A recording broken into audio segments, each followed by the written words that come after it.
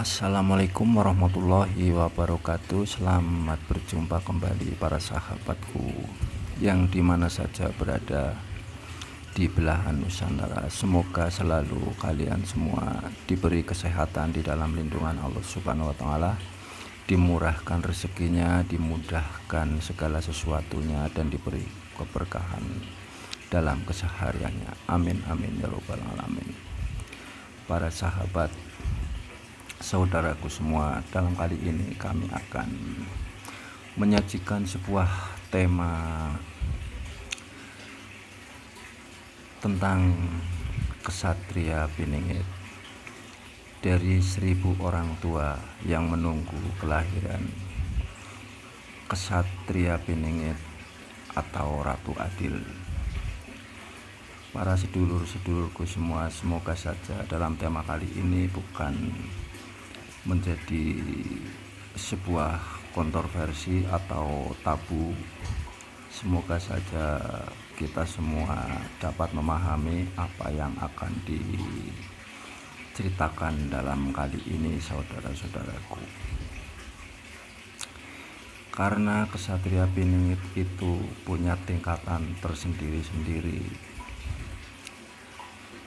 Bukan hanya kesatria yang mayoritas diberitakan dan diceritakan dan dinanti oleh kesemua orang.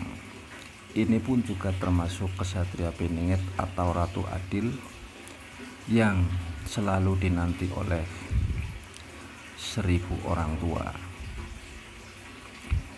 Jadi saudara-saudaraku, sahabatku semua, sejak kita semua itu belum lahir, masih ada di dalam kandungan seorang ibu, itu adalah boleh dikategorikan calon kesatria Piningit. Karena selagi masih ada di dalam kandungan seorang ibu adalah itu masih dirahasiakan oleh Allah Subhanahu wa Ta'ala.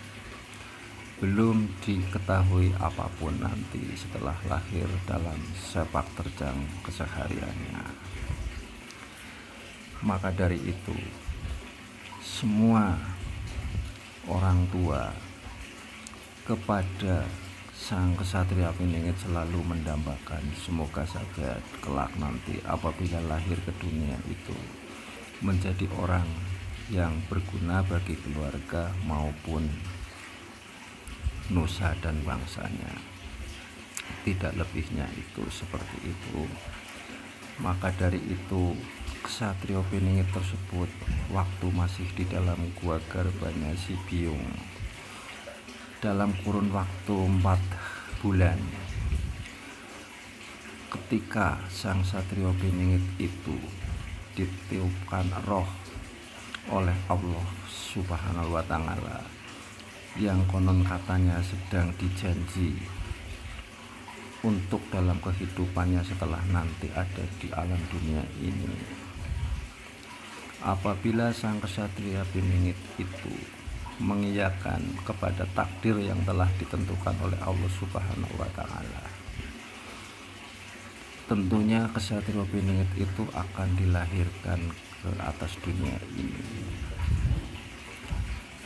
Akan tetapi Allah Subhanahu wa Ta'ala itu berfirman, walaupun engkau sudah aku beri takdir kepadamu, wahai hambaku, namun ada sebuah doa, jika engkau berdoa dalam keadaan ikhlas lahir dan batin, akan saya kabulkan apa yang menjadi permintaanmu. Kurang lebihnya ceritanya seperti itu. Maka dari itu, sang kesatria Piningit di dalam kandungan seorang ibu lalu menjalankan sebuah yang disebut tapa brata. Kalau di atas dunia ini tidak lebihnya, kurang lebihnya itu 9 bulan 10 hari, maupun ada yang lebih dari waktu 9 bulan 10 hari. Nah, setelah Ksatria Piningit itu beranjak berusia 7 bulan di dalam kandungan seorang ibu, lalu diadakan sebuah doa, kalau kata orang Jawa itu mitone tumpengan, agar beliau yang akan dilahirkan di kelak nanti itu diberi suatu kesehatan dan kesempurnaan sebagaimana sempurnanya sebagai manusia. Karena ada yang lebih lagi maha sempurna, yaitu Allah Subhanahu wa Ta'ala sendiri. Dalam cerita tersebut, Ksatria Piningit itu lahir ke dunia ini, lalu beliau itu mulai belajar dan belajar hingga sampai dengan beliau itu tumbuh dewasa, menjalani takdir apa yang telah difirmankan kepada Allah Subhanahu wa Ta'ala ketika beliau itu masih ada di dalam kandungan. Yang sesungguhnya Ksatria Piningit itu boleh disandang oleh siapapun dan boleh diinginkan oleh siapapun bagi orang-orang yang mau belajar dalam kehidupan di atas dunia ini, dan yang akan memahami kita itu berasal dari mana dan akan kemana kelak kita nanti.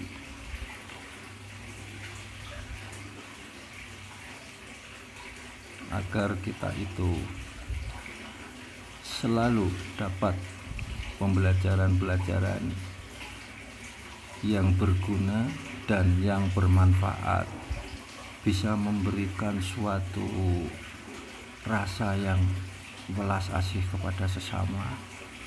Kita saling tolong menolong, kita itu jangan saling menghujat, kita itu saling ngayomi dan melindungi dalam kehidupan di atas dunia ini.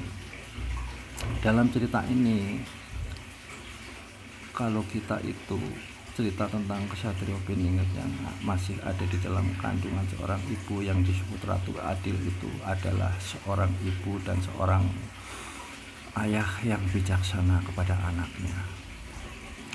Bila mana anaknya itu sedang tidur digigit nyamuk, orang tuanya itu tidak akan bisa tidur karena menjaga seorang anak agar beliau itu bisa tidur nyenyak dan di pagi hari bangun itu sehat.